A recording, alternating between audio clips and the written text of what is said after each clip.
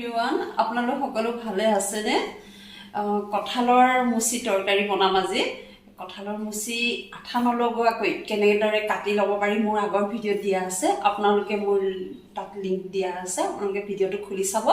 দেখা পাব ঠিক তেনে একেদৰে মই কঁঠালৰ মুচি কাটি লৈছোঁ এয়া সৰু সৰু এনে জোখত পিচ কৰিছোঁ সুন্দৰকৈ দেখাই দিছোঁ চাওক এতিয়া মই এই কঁঠালৰ পিচখিনি এইটো জোখত পানী দিছোঁ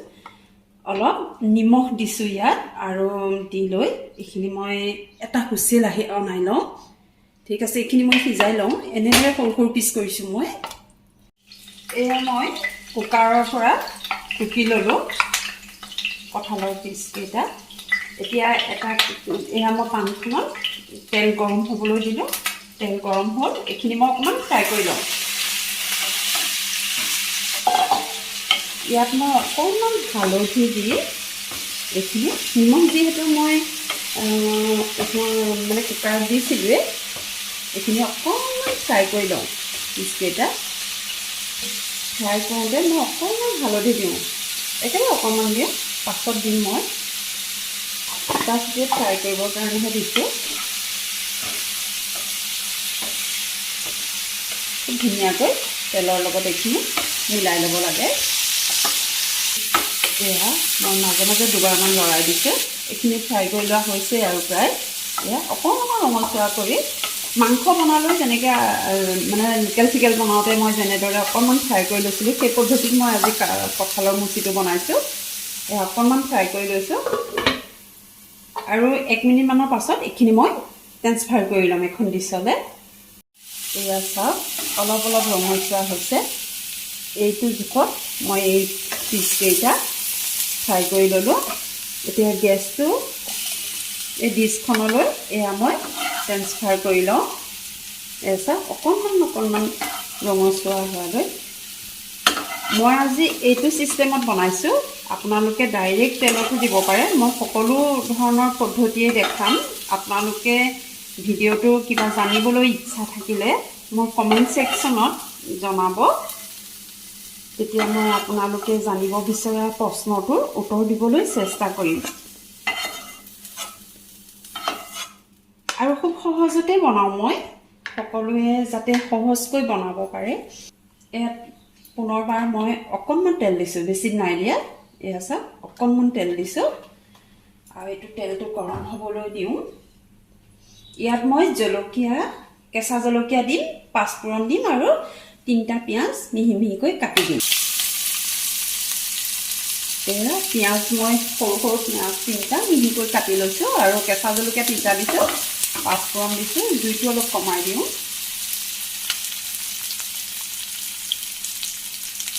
এতিয়া পৰিমাণ অনুসৰি ইয়াত মই এতিয়া এয়া 1 চামুচ পুৰা নহয় আধা দিছোঁ জিৰা গুড়ি দিছোঁ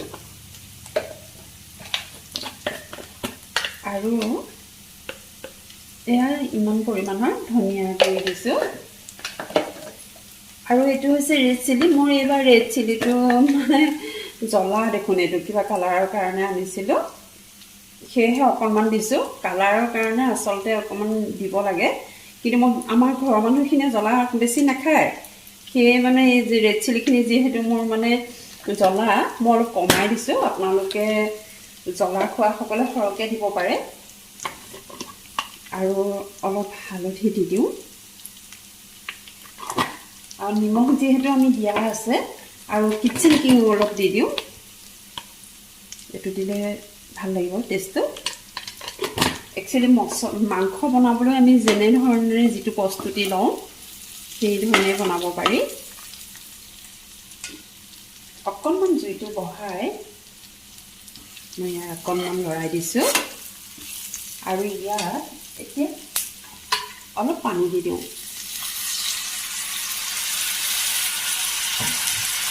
আৰু অকণমান সময়ৰ কাৰণে ঢাকনাখন মাৰি দিওঁ এয়া এতিয়া অলপ এটা ডাঙৰ বিলাহী কাটি দি দিছোঁ এয়া চাওক কালাৰ ধুনীয়া হয় আৰু গোন্ধটোতো কথা ক'বই নালাগে এতিয়াতো এয়া ছিজন এই ছিজনত আচলতে সকলোৱে খাইছে তথাপিও মই মোৰ কেনেকৈ বনাওঁ সেই ষ্টাইলটো দেখাবলৈ গৈছোঁ কঁঠালৰ মুচি আৰু মোৰ আমৰ আচাৰো দিয়া আছে আমৰ আচাৰ ভিডিঅ' আপোনালোকে পাব মোৰ ডেছক্ৰিপশ্যনত লিংকবোৰ সকলোবোৰ আপোনালোকে চাব আৰু নতুন ভিউৱাৰ্ছসকলে চেনেলটো ছাবস্ক্ৰাইব কৰি ৰাখিব তেতিয়াহে মোৰ সকলো ধৰণৰ ভিডিঅ' আপোনালোকে দেখা পাই থাকিব এয়া জুইটো অকণমান বঢ়াই দিছোঁ আৰু এবাৰ লৰাই দিওঁ এয়া হৈছে আৰু দেখিছেনে বিলাহীখিনি অলপ মানে সিজিবলৈ দিছোঁ বিলাহীটো এইভাবে দিছোঁ অলপ অলপ টেঙা টেঙাও লাগে আৰু কালাৰটোও ধুনীয়া হয় মছলা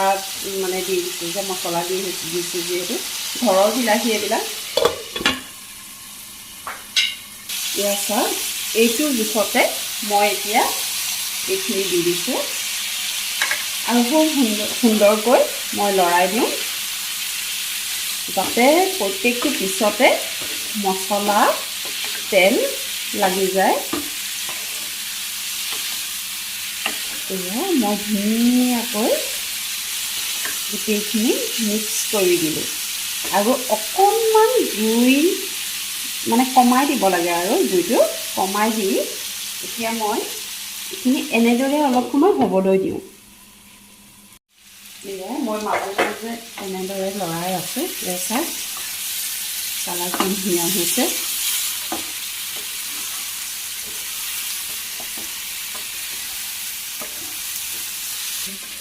এয়া চাওক কালাৰ চাওক কি ধুনীয়া হৈছে আৰু গোন্ধটো আৰু গমেই পাইছে চাগে কালাৰ দেখিয়ে ইয়াত মই নহৰু দি দিছোঁ আদা নহৰু মাংস যেনেদৰে দিয়া হয় তেনেকৈ দি দিছোঁ মাংসৰ চিষ্টেমতে বনাইছোঁ এই কঁঠালৰ মুচি আপোনালোকে এবাৰ মই বনোৱা ধৰণে বনাই খাই চাওকচোন আৰু খাই কমেণ্ট ছেকশ্যনত জনাব কিন্তু দেই এতিয়া চাওক এতিয়া এইখিনি অকণমান আদা নহৰুখিনি চেণ্টটো কেঁচাৰ চেণ্টটো যাবলৈ মই অকণমান ভাজি লওঁ এয়া আদা নহৰুখিনি অকণমান ভাজি ল'লোঁ বহুতে মোৰ ভিডিঅ'বোৰ চাই মোক ফোনৰ যোগে হ'লেও বা কমেণ্টতো জনাইছে খুব ভাল পাইছে বিশেষকৈ মোৰ চাটনি আৰু ধুনীয়া মোৰ কিছুমান ৰেচিপি বনাইছে ট্ৰাই কৰিছে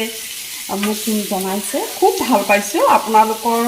সহায় সহযোগিতাই মোৰ ভিডিঅ'টো আগবাঢ়ি যোৱাত প্ৰেৰণা হ'ব আৰু আপোনালোকৰ সেই তেনেধৰণৰ কমেণ্টে মোক বহুত উৎসাহ যোগাইছে খুব ভাল পাইছোঁ সকলোলৈ মোৰ থেংক ইউ থাকিল এয়া মই এতিয়া ইয়াত অলপ পানী দিম মানে ড্ৰাই কৰা নাই মই অকণমান পানী দি উতলাওঁ পানীটো বেছিও নিদিওঁ চাওকচোন বহুত ধুনীয়া হয় এইখন তৰকাৰী কঁঠালৰ আৰু কঁঠালৰ এই তৰকাৰীখন খালে মাছ মাংসলৈ আপোনাৰ সঁচাকৈ মনত নপৰিব এবাৰ বনাওকচোন এনেদৰে এয়া অলপ উতলিবলৈ দিওঁ এয়া চাওক কালাৰ চাওক কি ধুনীয়া হৈছে বহুত টেষ্ট লাগে এইটো কঁঠালৰ মুচি তৰকাৰী ইয়াত মই অকণমান এয়া গৰম মছলা গুড়া দি দিছোঁ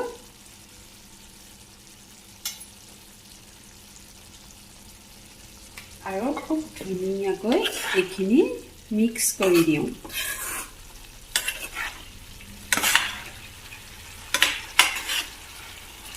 চাওক তৰকাৰীখন আপোনালোকে একদম মই কাষৰ পৰা দেখাবলৈ চেষ্টা কৰিছোঁ একদম সুন্দৰ হয় খালি লৰাওঁতে অকণমান সাৱধান হ'ব পিচবিলাক যাতে গুড়া হৈ নাযায় গোটা গোটাকৈ থাকিলে দেখাটো ধুনীয়া লাগে খায়ো টেষ্ট লাগে আৰু এতিয়া খোৱাৰ উপযোগী হ'ল যিহেতু মই এটা বাতিলৈ কাঢ়ি আপোনালোকক ধুনীয়াকৈ কাষৰ পৰা দেখাওঁ ইয়াৰ কালাৰ চাওক আৰু একেবাৰে সুন্দৰ এটা মাংস বনোৱাৰ দৰে গোন্ধ হৈছে মাছ মাংসলৈ কেতিয়াও আপোনাৰ মনত নপৰে এনেদৰে কঁঠালৰ মুচি বনাই চালে চাওক বহুত ধুনীয়া হয় আৰু এনেদৰে কঁঠালৰ মুচি আপোনালোকে বনাই ইয়াৰ সোৱাদ লওক ভিডিঅ'টো সম্পূৰ্ণ চোৱাৰ বাবে সকলোলৈ ধন্যবাদ থাকিল পুনৰ এটা নতুন ৰেচিপি লৈ আপোনালোকৰ মাজলৈ আহিম বাই